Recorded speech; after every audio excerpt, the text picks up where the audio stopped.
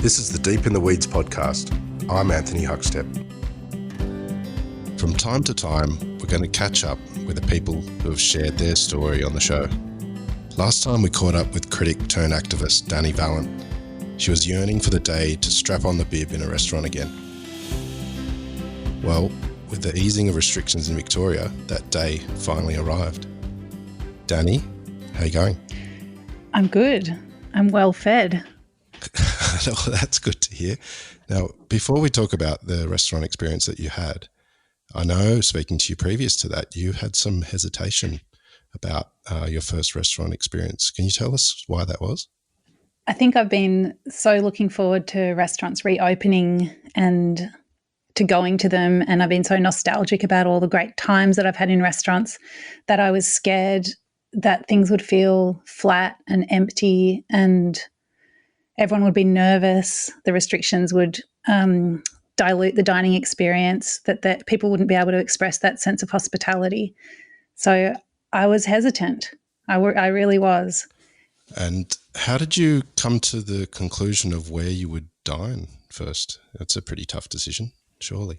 It's a big decision, but I think some people have put too much weight on it. You know, I heard from one Israeli cafe that I love that he had a precious table booked and a diner came in, and while the waiter's back was turned, left and then when he followed up with an email, that person said, "Oh, look, we wanted a particular experience for our first meal back, and we didn't feel you were going to give it to us, so we left." It's like, oh, wow. That is too much weight to put on that first dining experience.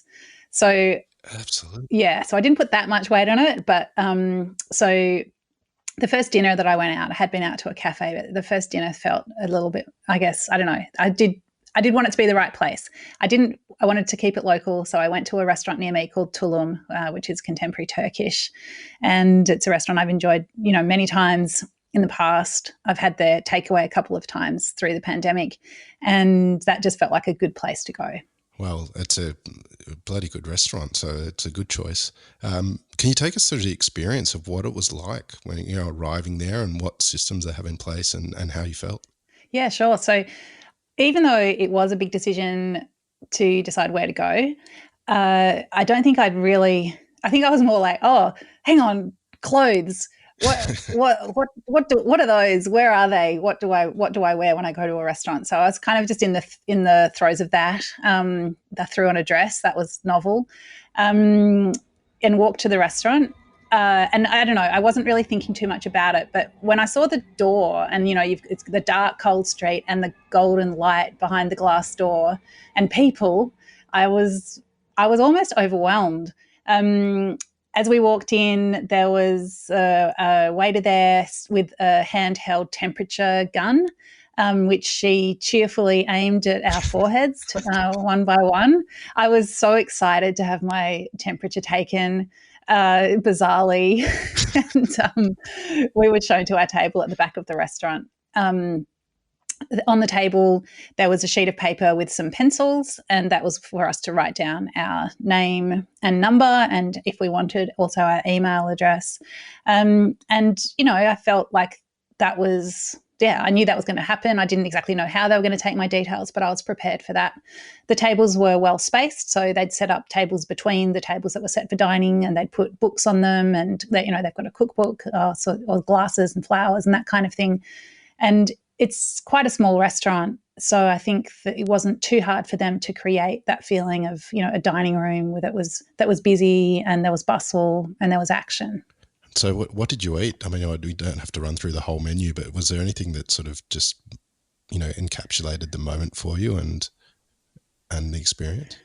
Well, I had this feeling that I wanted to spend as much money as I could while I was there for my short booking, because we had an hour and a half. So we ordered the 7-course tasting menu with matched wines. And, I also felt for the restaurant like I hate being that person. I don't ever want to be that person that's lingering when they need to get the next table in, especially with the added burden of sanitizing. So I asked the waiter, is it okay if we order that tasting menu? And she's like, yes. but you're not allowed to talk. So we had our orders, but it was all like super friendly, and obviously the staff are getting used to things, but I think there was that sense of they were just glad to be able to deliver hospitality. So as far as the food went, it's beautiful food. So I mean, I guess there's dishes that you just wouldn't do at home. So some leek poached in olive oil with a few different textures of carrot. I mean, whenever I say foam, I feel like I'm it's an insult, but it's beautiful, frothy carrot. It was just delicious and delicate, and it was all these flavors, and it was with matched wine. I think one of the things I've missed most is someone pouring the wine for you and matching it. So, I don't have any trouble drinking wine at home. I'm pretty good at that. But to match it properly to a dish, and then to have a match where you can progress from one wine to another, I didn't do too much of that during lockdown. So it was all very beautiful and very exciting, and it just made me feel really warm in the heart.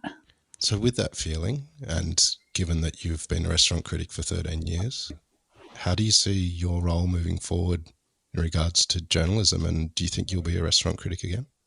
Well, I chatted to my editor last week, and I mean, basically I haven't got my job back. That's how it stands at the moment. I think there's definitely no shortage of things to say about restaurants, and I don't need to tell you that. It's about budgets. So until advertising returns, the freelance budgets will not return, or not return in the same way. So I'll be telling the stories, but whether they'll be in the same form or in the same way, I don't know yet. I mean, as we've talked before, I think traditional restaurant criticism is up for grabs. What does a restaurant review look like in this period? I mean, I don't think it looks like.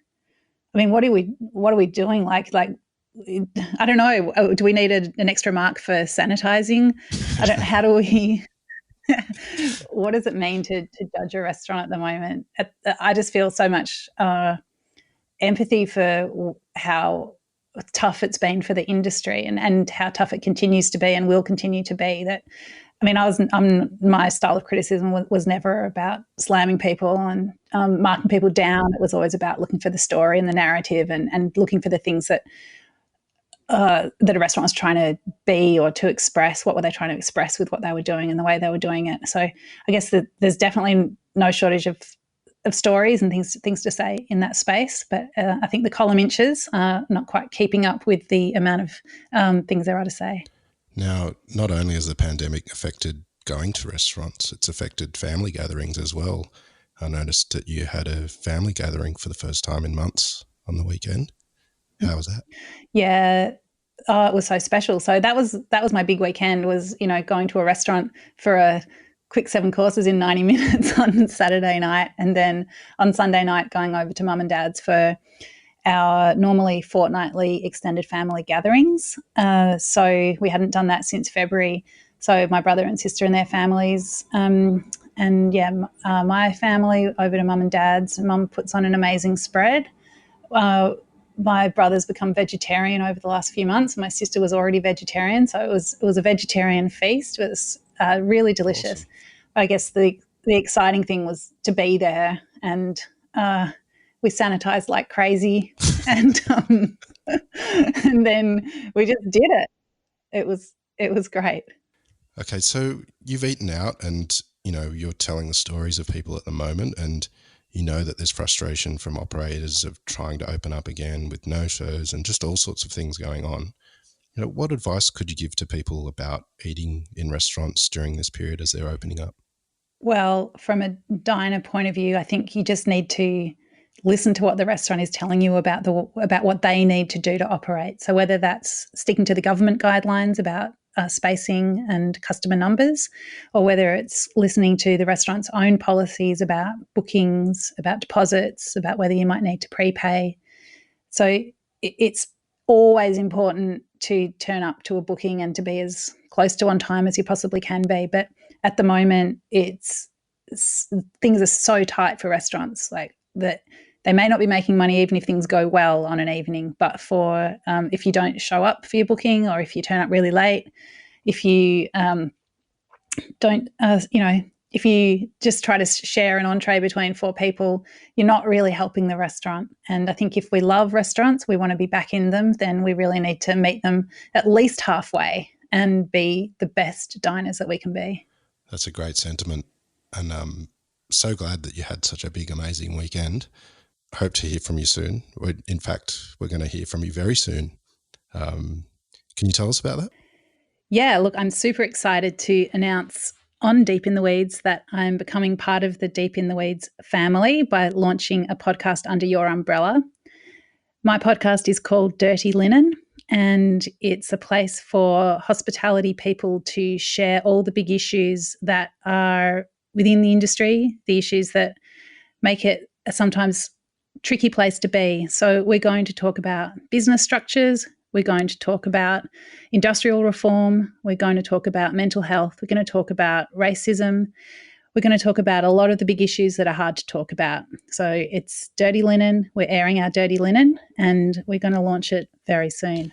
Well, Dani, Rob and I are bloody stoked to have you as part of the Deep in the Weeds team going forward, and we're very excited about this new podcast as well and can't wait for it to land, which is happening pretty soon. Thanks for today. And hear from you personally very soon. Yeah, thanks so much for having me. This is the Deep in the Weeds podcast. I'm Anthony Huckstep. Stay tuned as we share the stories of Australia's hospo community, suppliers and producers in search of hope during this pandemic. Special thanks to executive producer Rob Locke for making this all happen. Follow us on Instagram at Deep in the Weeds Podcast, or email us at podcast@deepintheweeds.com.au. Stay safe and be well.